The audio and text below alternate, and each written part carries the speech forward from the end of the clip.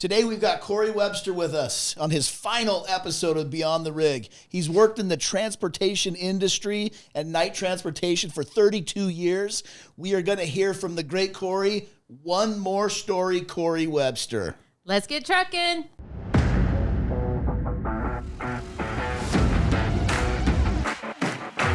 This is Beyond the Rig. Welcome back to another episode of Beyond the Rig. This episode is probably going to make me very, very sad because we have to say goodbye to a very dear friend / colleague. It's not going to make me that sad. I'm actually very excited for him because I hope to be there one day. You know, that's the best way to look at it because I do too. I'm looking forward to it. I'm actually a little jealous. Plus, I know I'm going to see this old guy walking around from time to time, so I'm not too worried. No? No. Retirement does sound good. He's got one of those really nifty little jazzy things that you rev and you can ride around in the grocery store, so I know I'll see him. Are you talking about those wheelchairs with the cars? Those cars. For the elderly. Right, Cory? Great retirement gift. Oh, So awesome. My God, we should have totally got him one of those. Yeah, that's like a $5,000 joke gift, though, that he wouldn't use for probably another two. Actually, Cory will never use it. Hey, we could have just went and got it from we could have went and borrowed one from the Fries. Yeah, that would have been funny.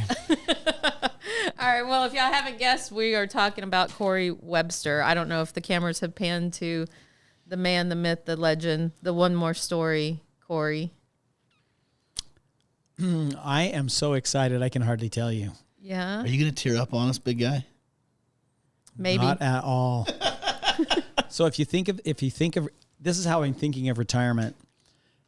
The best vacation that you ever were going to go on, and you had to put your tickets booked, reservations made 2 weeks before, you're super pumped, you're looking forward to it.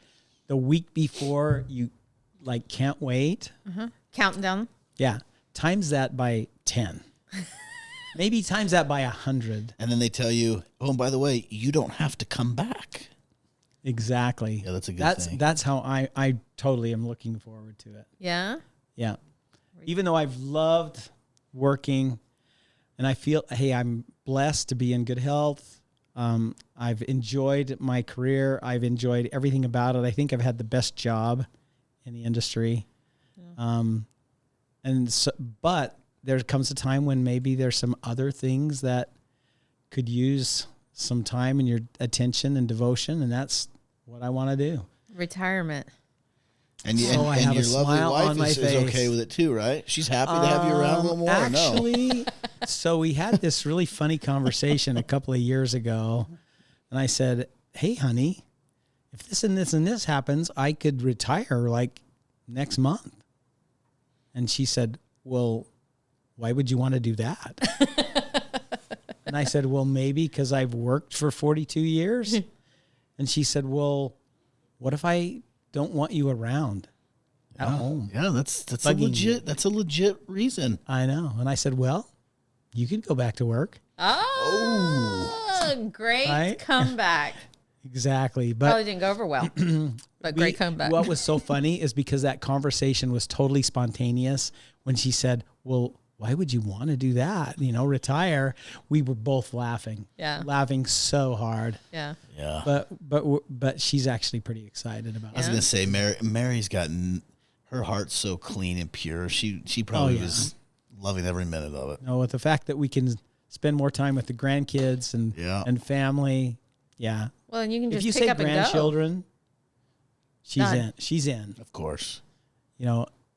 She's in. Because there's in. nothing better. As you well know. Yes, right? there's nothing As better. you Like well know. it's not our job to say no. It's not our job to discipline. So great. We just in other sugar words, them up and it's send them your home. job to stir the pot. That's right. It's totally our job to stir the pot. It's our payback to the children. Well, their children is their payback. I know, Their but we children get is to the make it payback. worse. It's great.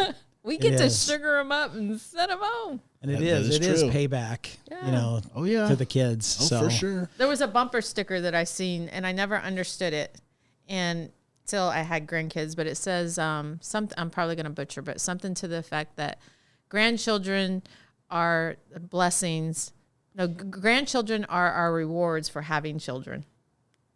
I totally agree with It that. took you that long to figure out what that meant? No, I just didn't understand the feeling. Like, really? What? Until I I had don't the have grandchildren. grandkids, but I can understand the feeling already, Look, Linda. that's my story. That's all right. You can't I make get it out. I get it. It's not your name. I get it. It's pretty funny. Once you have a grandchild, it changes everything. It's just a different. It's a whole different gig. It's just a different. It's pretty fun. And like they're happy to see you always. Oh yeah. Yeah. So Cory, from 43 years working to grandchildren, take us back a little bit. Let the audience hear and learn a little bit about Cory Webster, where you came from, maybe even how you met your wife, and then kind of as that spurred into where you're at now. Just take us back. Well, if I went all the way back and all the way forward, we would need 3 episodes. And I know Okay, so that let me rephrase that, Cory. So in a Reader's Digest version that lasts about 5 to 10 minutes, take us back a little bit. What was those books that you could Leave out the details, the Cliff Notes. The Cliff Notes. well, it's funny when I look in the mirror, I now see an old guy, Okay, that's what we all see. which is and although I still feel young at heart and I still have some great memories growing up in Sandy, Utah. Nice. So we moved out on the edge of town and we made our own fun. We always played outside. You know, parents would have to call us in for dinner and we'd still want to go outside So- afterwards. So hold on. So when you were being raised and living in Sandy, Utah, that was on the outskirts of town. Yeah. I don't know if you're familiar with the Utah Salt Lake not. area, but that Sandy's like right in the middle of It was this huge clear city on now. the outskirts of town, that's and there crazy. was nothing beyond, Wow. nothing south of. So hence you see an old man in the mirror. Okay. Yeah. I Okay. got See it. an old man in the mirror, and so I have this funny memory of playing kick the can in the street. Loved to play softball out in the dirt lot in the field. And then I got interested in pole vault. Oh. And so my friends and I found this big steel pole, big old heavy conduit pipe. It was probably about, 10 feet tall. And we said, well, let's pole vault. So How old were you? Oh no. I was probably about 14. Okay. And so we said, hey, we got some 2x4s and built and thing that nailed took off. 6-inch holes or nails every 6 inches up. We dug a hole in the ground and stuck them in the ground, and then found a piece of number 4 rebar as a bar. So that you we could jump over. I mean, rebar is pretty Till you hit it. until you hit it, right? And then so we'd use the pole and jump over the bar, and I was actually pretty good at it. And so we got a little higher. First we'd only get 5 feet, which is about how high you can high jump. Yeah. And then 6 feet and 7 feet and 8 feet. And then all my friends would hit the bar about 6 or 7 feet. And I could go over Oh wow. 7 feet, 8 feet. But we would go over backwards instead of turning around, and we would go land frontwards because we had to land on our feet because it was dirt. Uh-huh. You didn't want to hurt yourself. Right. So we got this bright idea to get a mattress. Found some old mattress. Now, can you imagine That's pretty nowadays if you gross. found a mattress out in the field somewhere? Yeah, that's Whoa. pretty gross. Yeah, we found an old mattress, and nobody wanted to land on the mattress, so they'd still land Fill on out their our feet. Yeah. But anyway, that I ended up doing pole vault in high school, and And that's how it started. yeah, Wow. So did the early stages when you're 14 and using all the makeshift items you did any of it help contribute to any success? Like, or did you have to like reinvent everything of how you did it, the technique, or was some of it proper technique in a way and it helped further your sports career, I guess, in pole vaulting? it did, and planning the pole became natural to me. Of course, that pole was so dang heavy, and if it fell on you or hit you or bumped you, you had a knot on your head. And of course, if you progressed in the sport, they had fiberglass poles that would bend, and they could rocket you up. But I ended up back in the day jumping about 13 feet in high school. Took first place in the region Wow. Nice. track meet. back then. I went to state. So had to learn how to fall again and on. Oh, but they had these on a mat. big giant mats. Yeah, and so, nice and cushy. Yeah, but it was fun. Since you asked how I grew up, after serving a mission for my church in Mexico City, where I learned how to speak Spanish in 2 years, I came back and went to college, attended the University of Utah for a year, and then transferred to Brigham Young University, changed my major, and I took mechanical engineering as a major, graduated in engineering.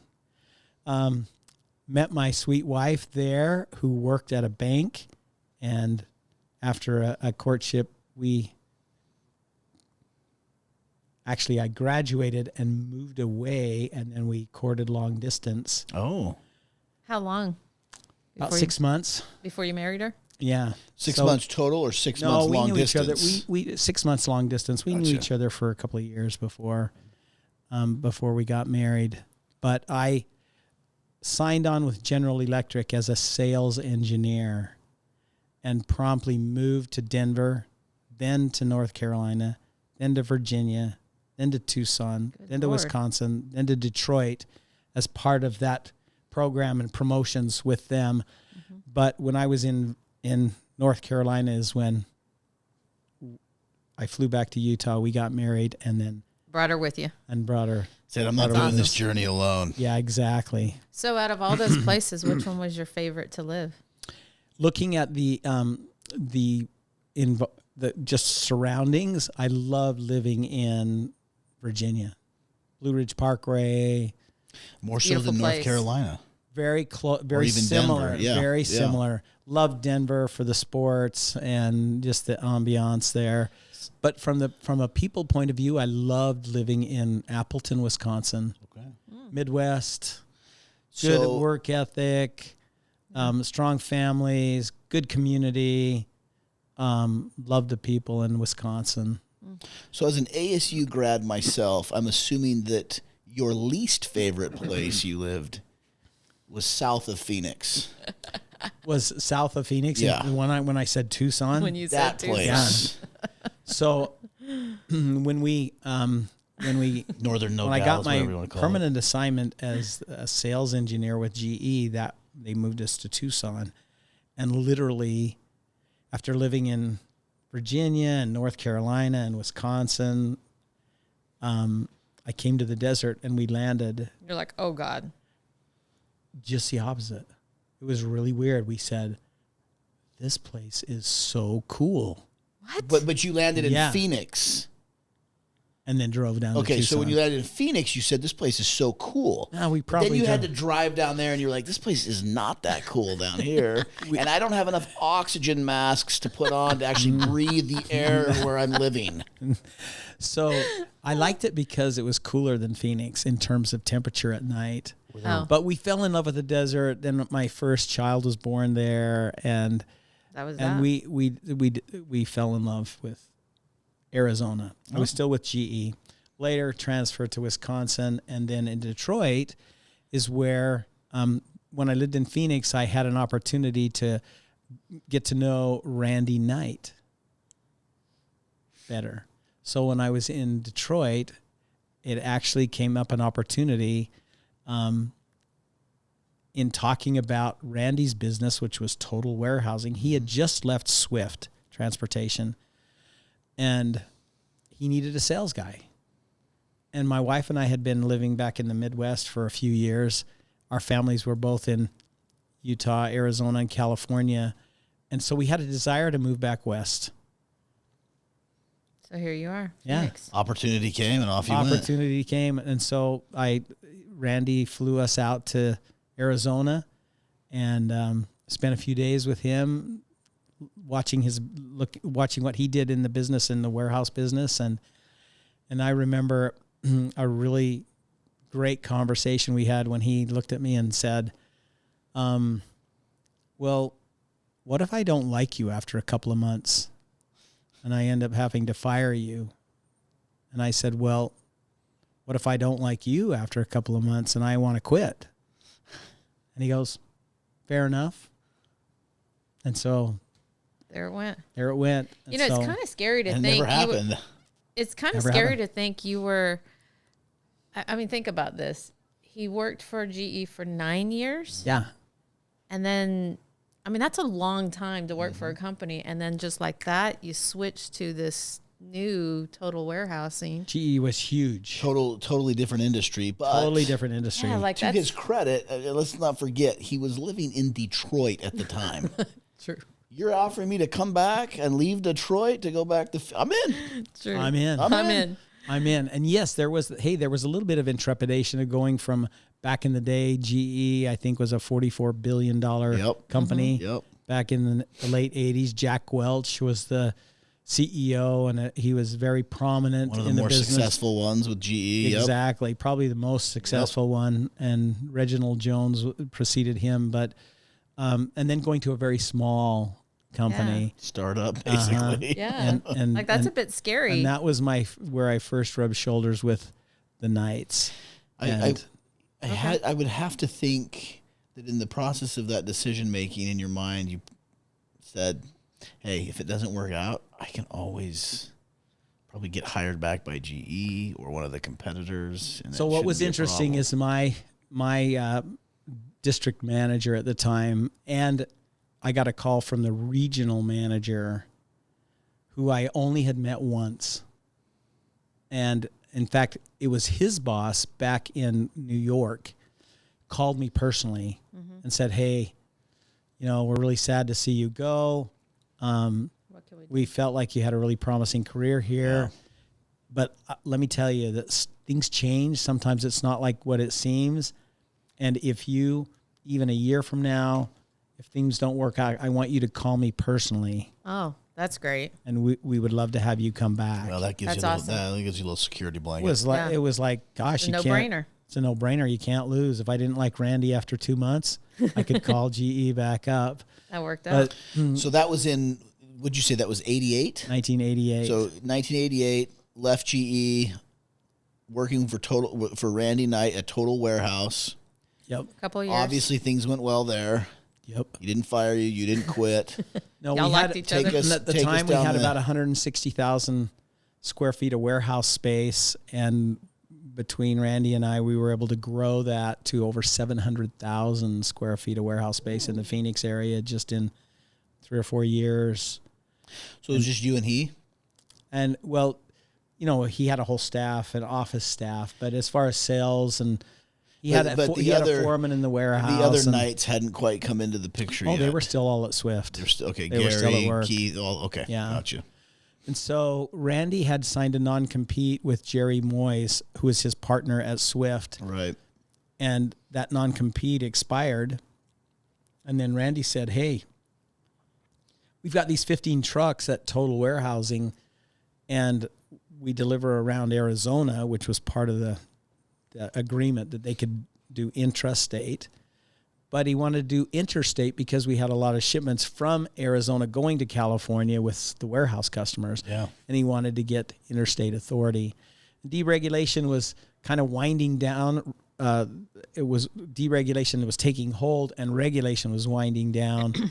But we still had to get authority and be sponsored by shippers. So I went to Ralston Purina and Clorox Company and Rubbermaid, who were warehouse customers, and asked them if they would consider sponsoring a new company, Oh, Knight Transportation. They said sure, and it was really great. We had good relationships with those guys, so that was kind of the paperwork piece. That's cool. yeah. And then Kevin and Keith have been on our heard that side. podcast, and they talked about Yeah. you know Yep. what it was like to break away from Swift and then start Knight, and they all showed up somewhere around March 1st in 1990, and the planning began. Off we guys went.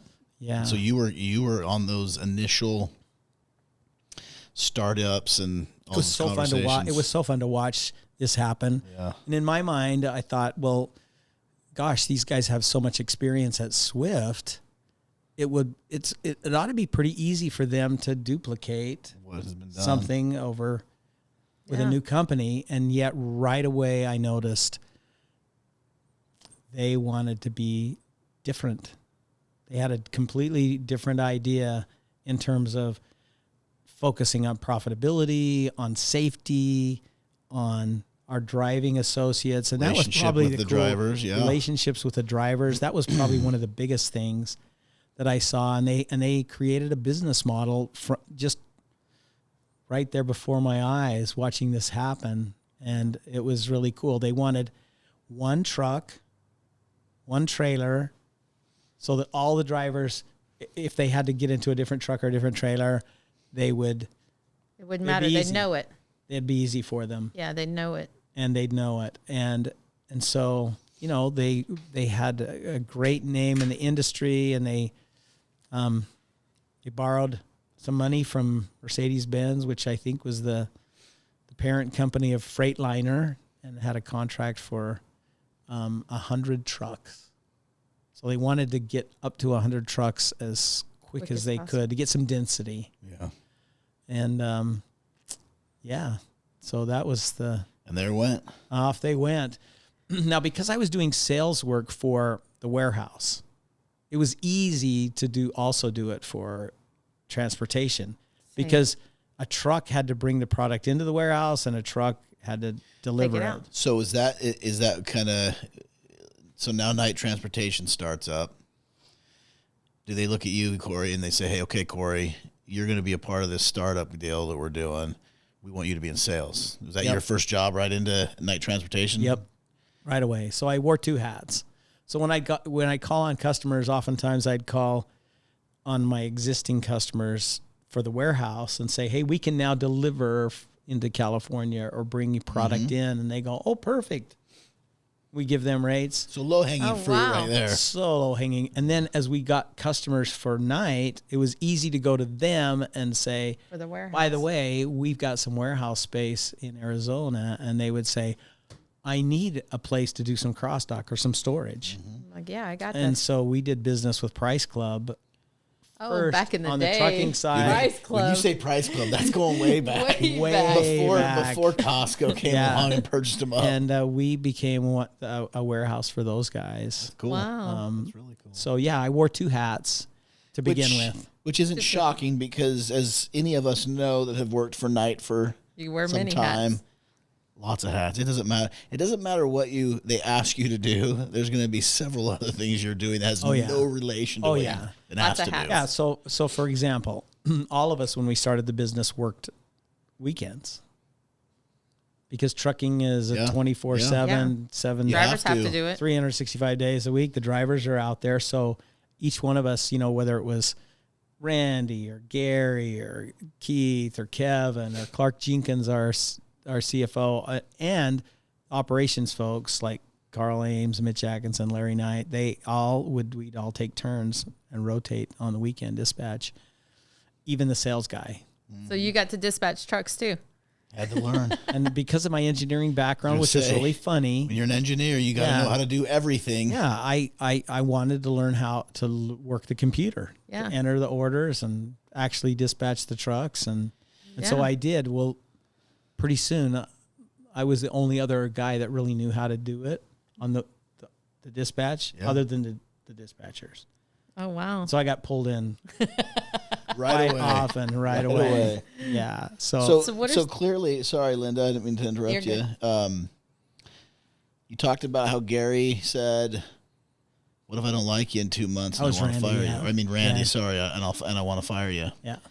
So when it came time for the Night to start up, did he vouch for you with all of the brothers and the cousins and whatever, or was it just a natural flow? It was a natural thing. Hey, we were already there. We were already working together. There was really no boundaries. That's great. And so everybody just did whatever it took. Yeah. And but then the day came about, I'm trying to remember, I think it was about 3 years in, and Night took off and was growing like crazy because by the end of the first year, we had 100 trucks. So they did ramp up quickly. Yep. And so, Keith was over there selling freight like crazy in Southern California. And I've never seen anybody work so hard and called on so many customers. And, but he was a terminal manager for Swift over there. So he loved drivers and worked with them all the time. And there's some some great drivers. So when it came time for us to start, we put an ad out, and I can't remember how it went, but we only looked for drivers with a minimum of 10 years experience. Right. That's insane. That's such a long time in today's environment. But can you imagine 10 years experience? And to me, that's like amazing. We had drivers lined up out the door wanting to come. Because they heard such great things. Well, and because these guys had such a great reputation in the transportation industry. You know, lots of drivers knew these guys and wanted to be associated with them. That's crazy. But think about it. Naturally, drivers that have driven for 10 years, they know how to drive. They're safe. They're super safe because they've been living it. They are experts at customer service, and they're great at communication. Now, think about this.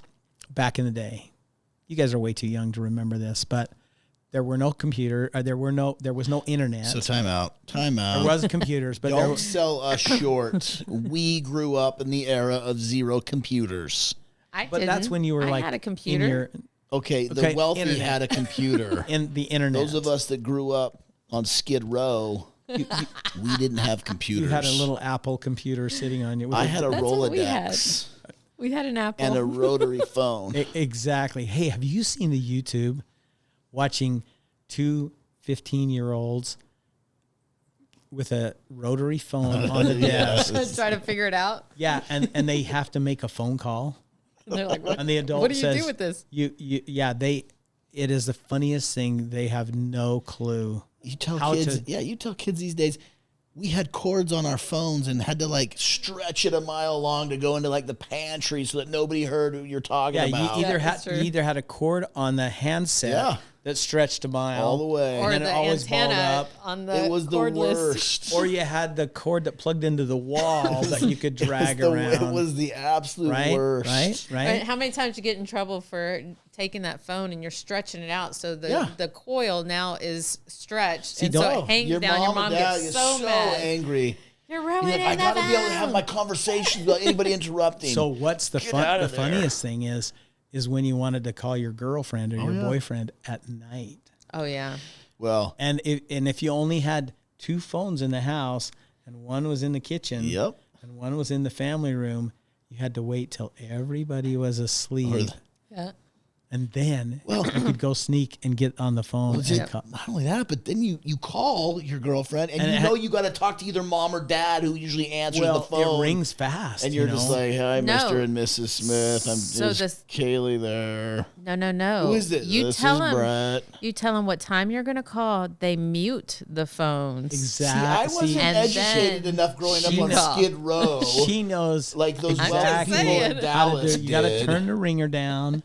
And you agree on the time. And then they're right there by the phone. As soon as and it then rings, I they would pick it just up. say, you know what, this is too difficult. Why don't I just sneak out, you sneak out, we meet up? True statement. Okay. Sorry, we just totally derailed. You totally derailed it. We digressed. Continue. Now, what were we talking about? The phone? Oh, the phones. Okay. The phones. So, and drivers, right? You were saying that we didn't grow up in a computer era and I had to correct you, go on. Yeah, and I really meant the internet era because the computers were starting to come around. We at least had computers. But back in the day, drivers didn't have cell phones. Right. And so when we started the company, this is how it worked. Every driver had a notepad, and that notepad was like their Bible. And they would write down information for every dispatch. Wow.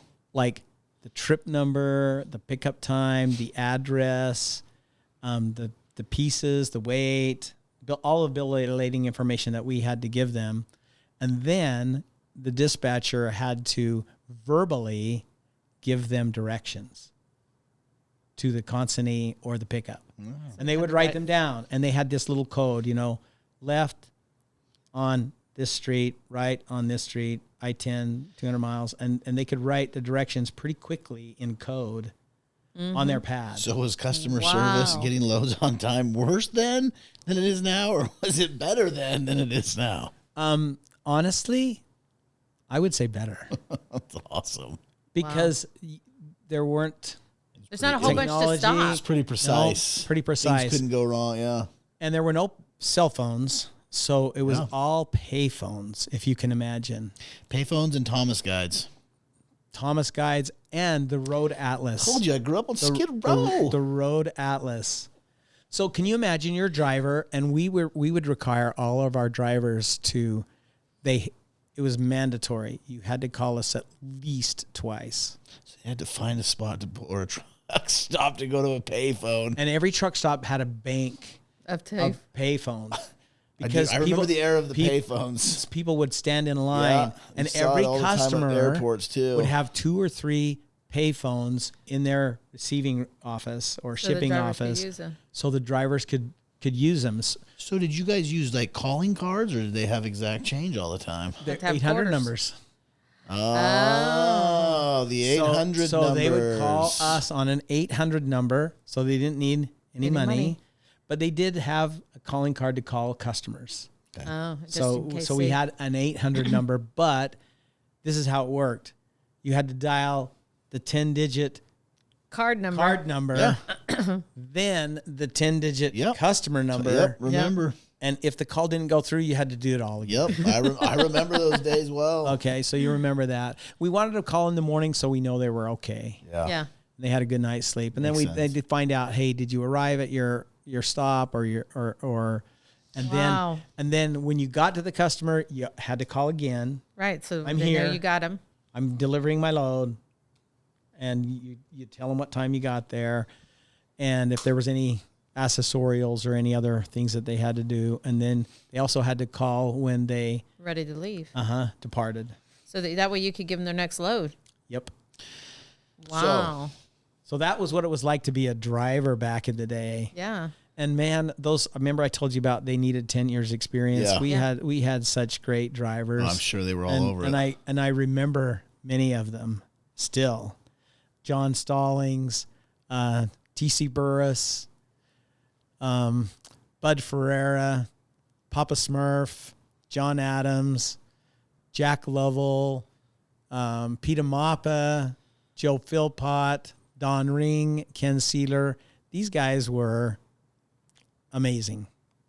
Now, I don't know if people really know this, but this was before we had ELDs. Yeah. So our electronic logs were usually Paper. Paper logs. paper, and sometimes there was more than one. Paper. Multiple Dare I logs. say Yeah. that? Multiple logs. But and drivers used to work really hard, and they were really good at what they did.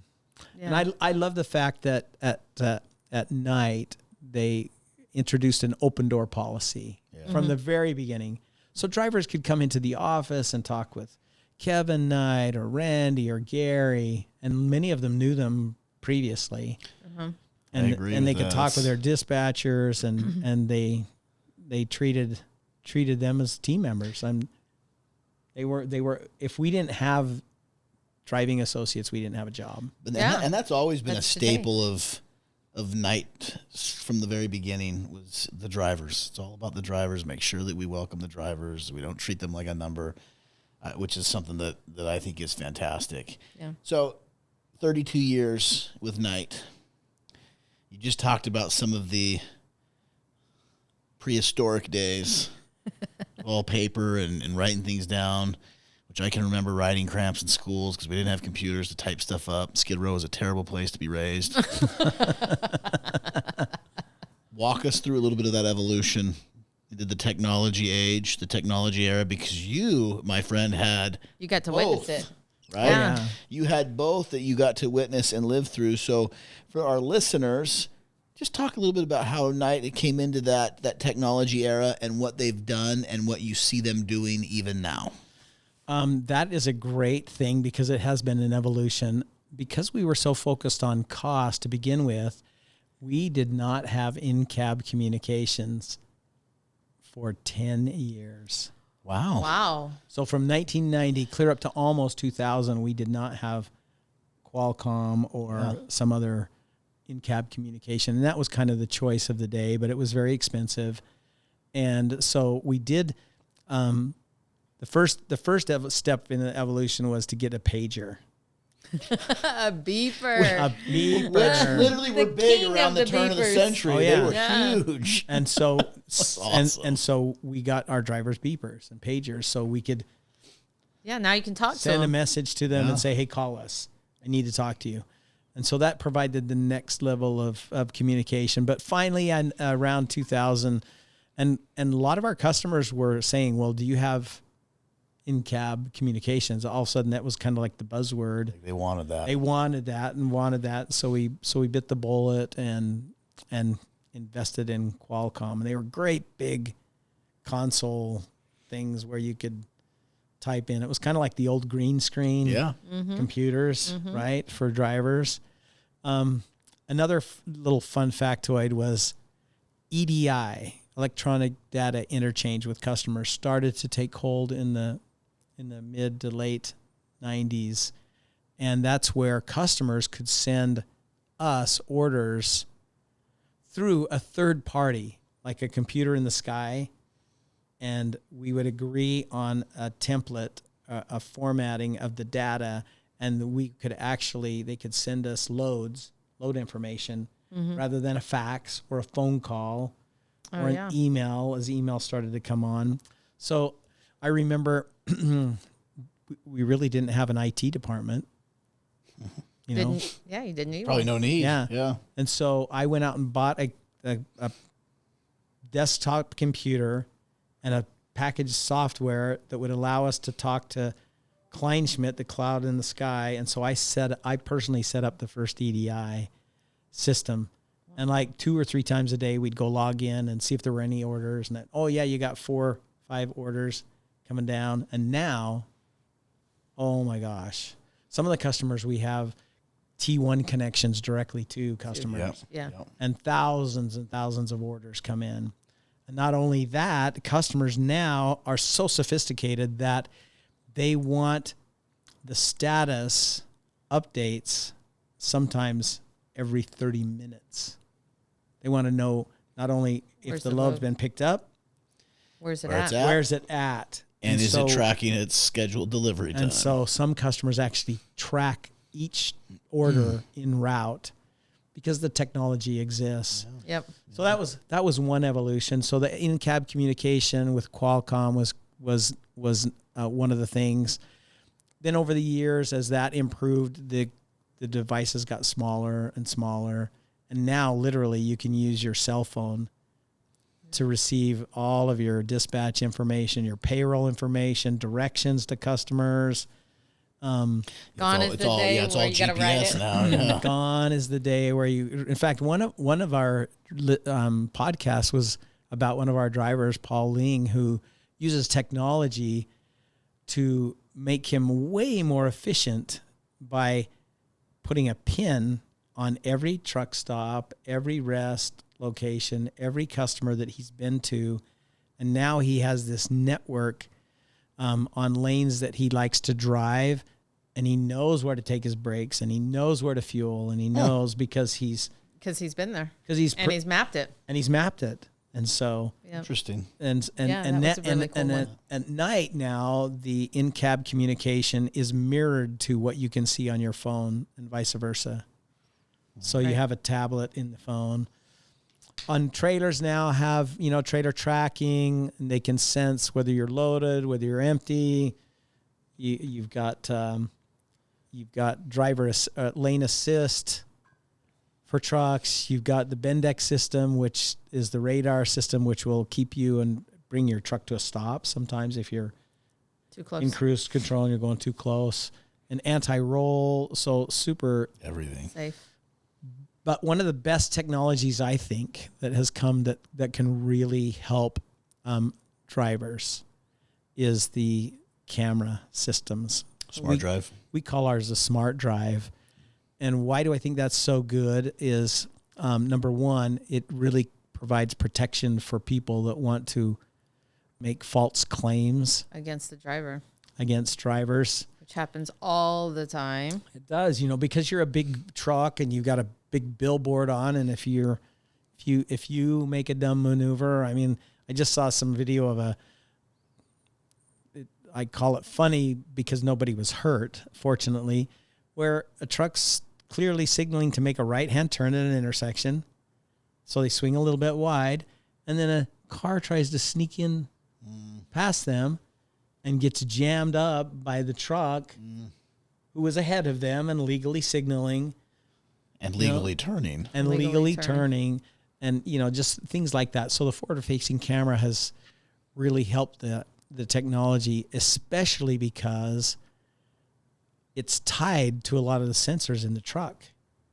And so that camera system can sense hard braking, overspeed. It can detect if you're like turning a corner and the yaw sensor goes off to help prevent rollovers, and it will trigger a recording that can be used as training for drivers. U-turns. It'll sense U-turns, which are absolutely no-nos. verboten at night transportation. Yeah. Drivers can do a U-turn safely at a truck stop or a customer's location or in a parking lot somewhere, but not on a highway. But these camera systems can teach and help drivers improve their safety skills, which to me is amazing. Invaluable. Amazing thing. And we use them to coach drivers. Yeah. So it's come a long way.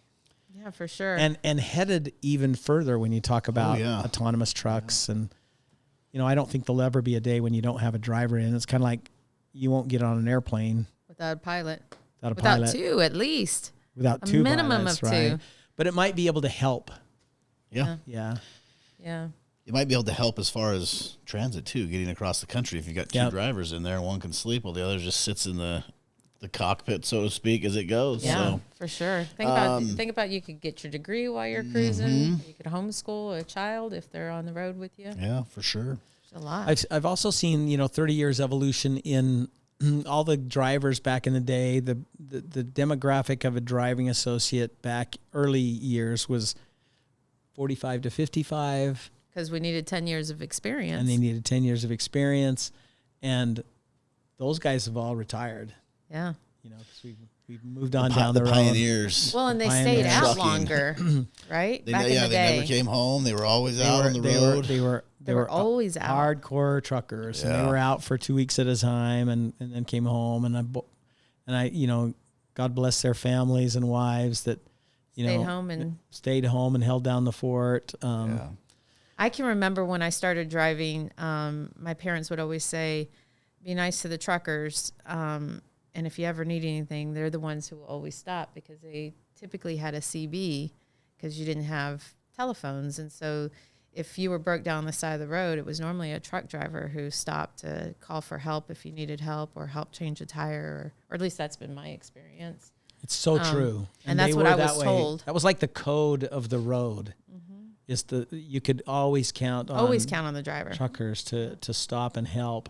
And now the demographic is a lot different. Yeah, it's totally younger different. And younger and younger, and there's lots more people that are joining the industry. And so if I were to put a plug in for people thinking about a career, it is driving is an honorable and an amazing profession.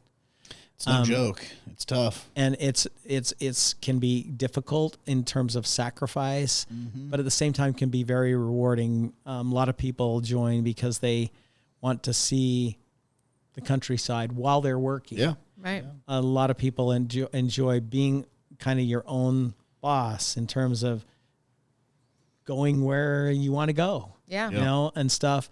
Technology has made it easier to stay close to your families and your friends.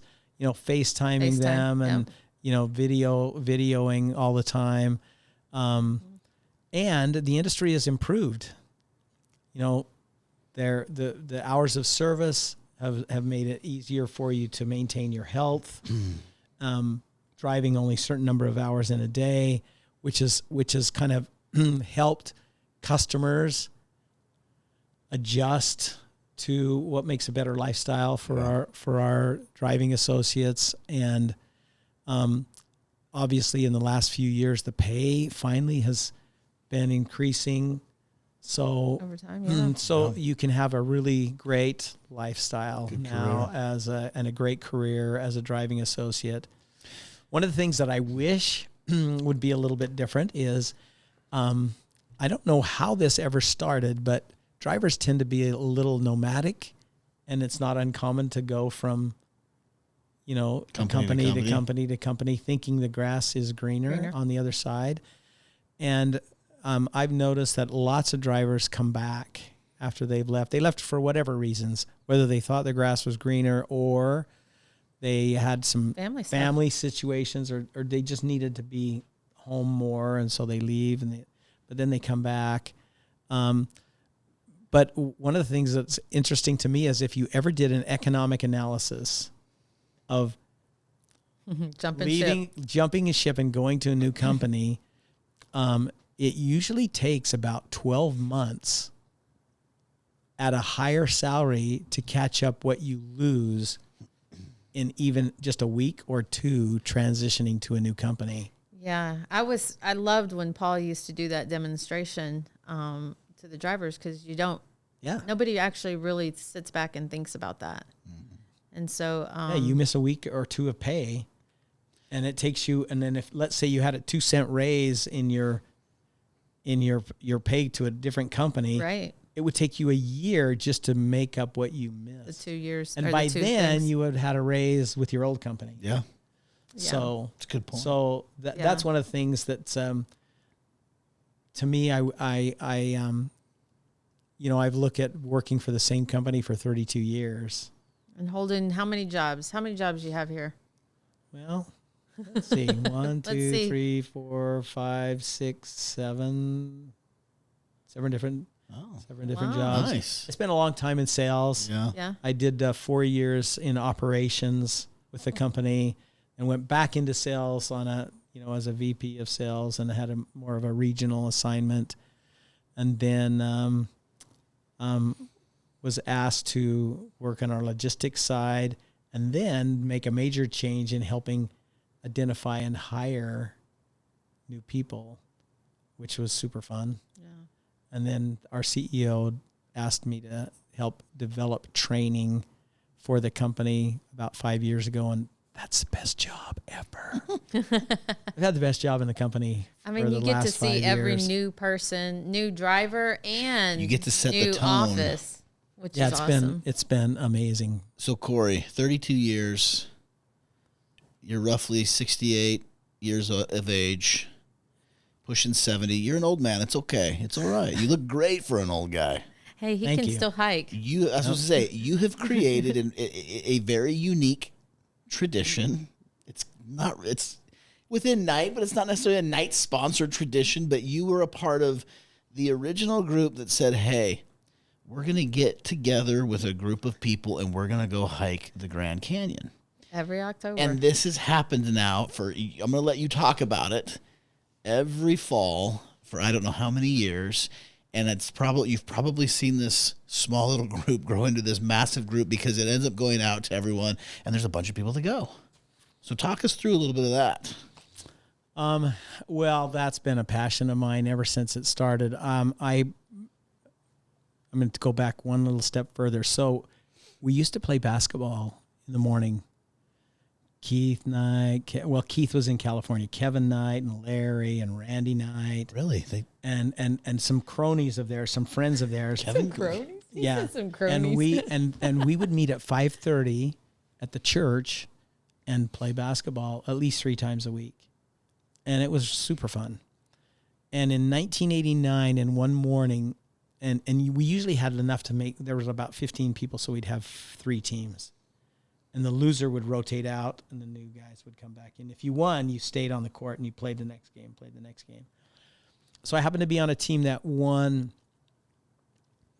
right at 6:30 when we would take off, and the team that we beat says, one more game. Come on, one more game. They wanted a rubber match.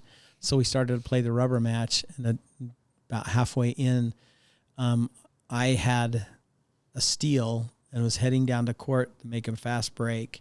and went up to lay the ball in. I wanted to think in my mind I was going to stuff it, but let's just say But we know that's probably not the case. I did That's a all right. layup, and I came down, and one of the guys that was there kind of slid under me, and my foot landed sideways, and I broke my ankle severely. My leg bone drove the bone out of my ankle, split it in half, and my foot was 90 degrees. God.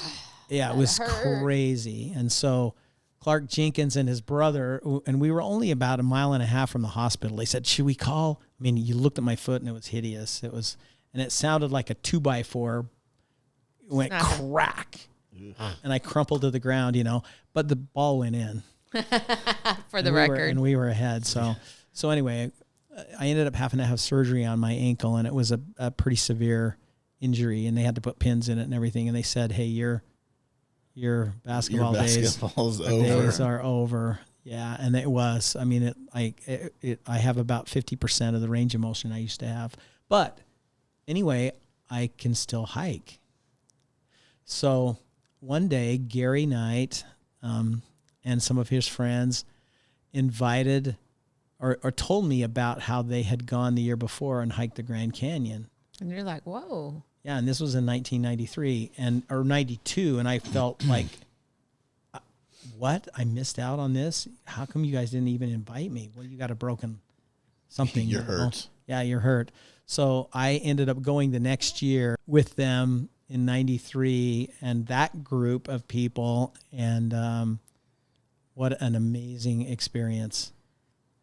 I haven't done it yet. I really want to. Hiking down 7 miles to the Colorado, across 7 miles to Cottonwood, then hiking up on the North Rim 7 miles to the top. It's about 21 miles. It's like I compare it to people that like to run marathons.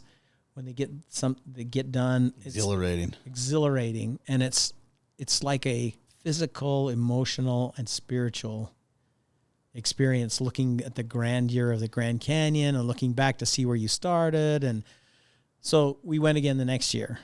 And back in the early days, we used to go hike Saturday across, we'd stay over Sunday, and then hike Monday back. Oh, wow. So we did that for a number of years, back and forth.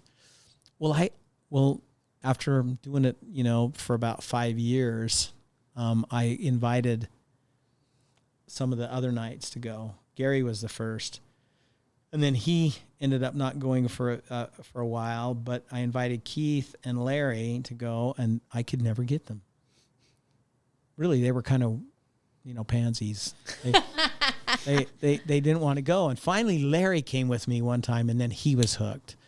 And then finally, I got Keith to go, and probably about 10 years ago. And then when some of those early guys died out, and then Keith went and Jim Updike went, and they were New generation, yeah. New generation. And so now it's evolved again to where sometimes there's, 50 people that want to go plus with us. But I've hiked the Grand Canyon rim to rim 23 times. And I've got 4 kids, and my oldest has done it twice. The second's done it 3 times. My son's done it 3 times, and I still have my youngest daughter to go. And I think this is the year. Yeah. And my goal is to be able to hike it at least when I'm 70. Oh. Well, that's going to be pretty easy. Yes. Well, Hopefully. for him, Hopefully. because You're pretty much there, and you're already doing it. But yeah, so finally, the first time those guys went, Keith and Kevin, or not Kevin, but Keith and Larry and Jim, I said, okay, now we're going to hike back, right? And they go, no. I said, seriously? You're not going to hike back with me? Well, no, we got to go back to work. I said, well, you take an extra vacation day, So we all hiked over on Saturday, and there was probably, 30 people that were there, friends and stuff. And then they all took off and left. And on Monday, I hiked back by myself. How did they leave? Because everybody was driving different Are there cars. shuttles that take you back to the South There Rim? are, Okay. but there are shuttles. Because that can take you the back. North and South Rim are Far pretty apart. far apart. So, Yeah. So anyway, that's the legacy of the Grand Canyon. I hope awesome. that you'll Wow. come and do So it. going back, I'm intrigued because I want to do it. But I don't want to go rim to rim back. I don't want to. Oh, I you just can want to just go go. one time. Yeah. But the second day, like, that's when it starts hurting, like your legs. Oh, you like will. they're You'll be- already sore. You'll be amazed at what a good night's rest and some food does to your body. You wake up totally rejuvenated. Well, you wake up still pretty dang sore, and Yeah. everybody Well, does what they if you're call 65. the Kayabab shuffle. You're killing it. But what happens on the way down? You go a half a mile or a mile. And then boom, Everything- muscles are feel ready. better. Everything's loosened up. You feel better than you did than The the hard first part day. about the Grand Canyon is most hikes you do are on mountains. And so you hike up to the top and you get to the top and that's like the pinnacle. And then coming back, it's all downhill and it's and you've fairly expended all that relaxed. Yeah. energy when you're fresh. Yes, get it up. The Grand Canyon, it starts with you going down and you have to finish no matter where you go, whether you go rim to rim or rim to rim to rim, you're coming out. And when you're gotta coming come out, up. and it's a brutal come out. So it's, So by the time you've hiked yeah. 16, 17, 18 miles, the hardest part is yet to come. Yeah. You still have 4,000 feet of elevation It's to brutal. gain It's brutal. the last 3 miles. So is there a rail so that I don't fall off from exhaustion? No, but the switchbacks are when you start coming out, they're pretty wide. Unless you go to some of the more remote. If you go to Bright Angel and some of the more Oh, like yeah. South Are Kayabab, you they got tell- plenty of Are room. you But if you telling do me some that of the, you went and hiked this thing? I've hiked it a ton. Really? I backpacked it, You like hiked? the Boucher Trail and some of those. oh, those are so fun. Those are more remote. Those Thunder, are thin. Thunder River Thunder River is amazing. Wow, I'm impressed there, Stabler. Why? I didn't know this about I you. do a lot of backpacking. Didn't know this. Sweet. This isn't So about I'm- me, Linda. This is about Corey. I know you're not ready to retire right, yet. Come on, So I've got let's- a long time let's to go. plan It's a not that backpack. long. So Corey, you've had 32 years working with drivers, right? And you've got to talk to so many. I know you even named a few. Papa Smurf is the one that comes to mind. Of course, Joe Philpott, but Papa Smurf because it's such a cute name. But can you share with us what have they taught you over the years? Oh, What lessons well, have you learned, or what yeah. lessons would you give? So many. First of all,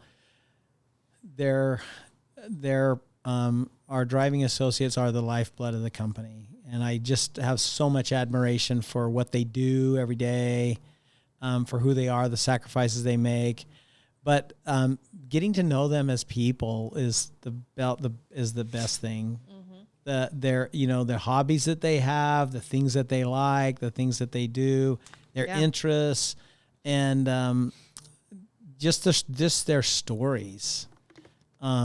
Recently we had on the podcast a young lady who, after a life-changing experience midlife, she went through a heart-wrenching divorce and decided to take up driving. And you and so happy now and feels fulfilled and successful. All walks of life. I remember many of our drivers have master's degrees, went to college, had professional lives, and for whatever reason followed their dreams to be driving associates.